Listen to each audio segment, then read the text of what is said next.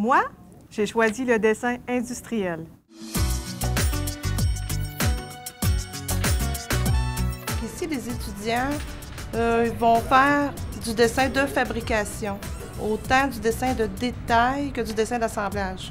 L'étudiant va être appelé à développer son côté logique pour justement être capable d'assembler des éléments ensemble. La perception spatiale aussi, parce qu'on travaille en 2 dimensions et en 3 dimensions. Il doit développer aussi son côté aussi de communication, parce qu'on doit toujours travailler avec des ingénieurs, être capable de communiquer comme il faut ses idées sur papier. Ça peut être à l'aide de croquis ou quoi que ce soit, parce qu'on en fait aussi du croquis, parce que c'est important.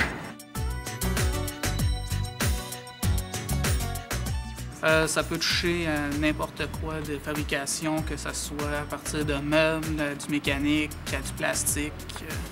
On touche un peu à n'importe quoi, fait qu'on peut se débrouiller. Bien, qu'est-ce que j'aime le plus,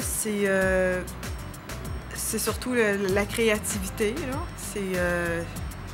C'est de penser, de concevoir.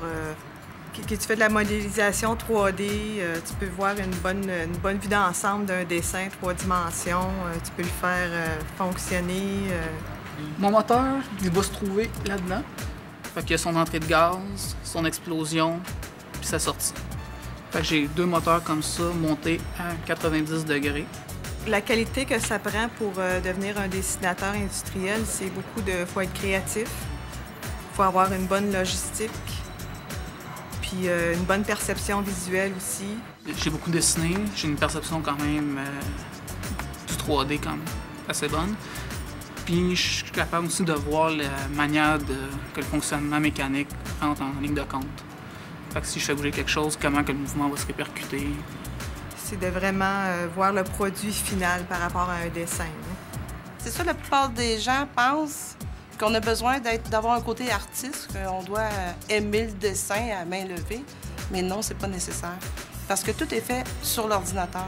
Aujourd'hui, même si on a un certain handicap, là, au niveau même des mains, là, on a une petite difficulté, ça dérange absolument rien. Puis quelqu'un qui est vraiment fait pour ça, il va devenir concepteur assez facilement. Ça dans pas beaucoup de temps. C'est une question de logique, c'est une question de bien regarder ce qu'on fait, d'être minutieux aussi dans ce qu'on fait. On fait du service industriel, de la machinerie custom, de la machinerie qui n'existe pas.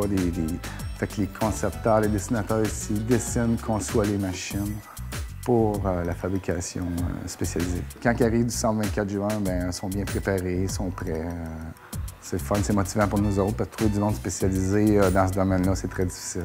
On apprend toujours quelque chose à tous les jours. Quand tu travailles avec le dessin, tu as toujours une affaire que tu retiens quand tu fais le dessin dans l'arbre de créativité qu'on appelle. Là. Moi, quand je sors d'ici après une journée, je suis toujours contente parce que j'ai réussi à faire quelque chose que je savais pas et que là, je comprends.